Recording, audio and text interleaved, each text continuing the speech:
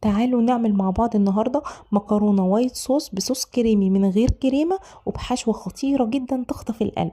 يلا بينا نشوف الطريقة.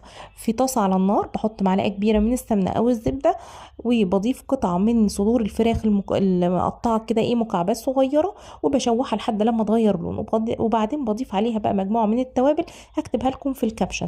أقلب كويس لحد الفراخ لما تستوي، وبعدين بشيلها في طبق خارجي وبسيب الدهون اللي نزلت منها. بضيف عليها 3 معالق كبار من الدقيق واقلبهم كويس لحد لما ريحة الدقيق تبدأ تظهر معايا كده اهوت. وبضيف عليها لتر من اللبن الساقع. لو اللبن ما كانش ساقع وحطيتيه وخلى الدقيق يكلكع منك، اضربيه بالهاند بلندر عادي مفيش اي مشكلة. اقلب بقى الصوص دهوت كده لحد لما القوام يتقل معايا، وهنضيف بقى معلقه واحده كده اهو بديل الكريمه، وهي معلقه من القشطه وش اللبن. هي بتدي طعم غني شويه. ولو مش عايزه تضيفيها مفيش اي مشكله. بنزل بالفراخ بقى على صوص الكريمه دهوت واقلبه كويس.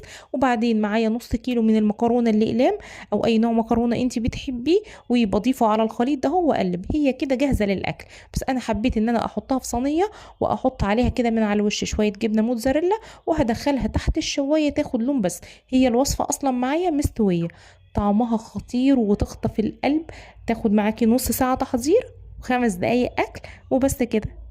ما ننساش بقى المتابعة واللايك وكومنت حلو زيكم، والف هنا وشفا على قلبكم.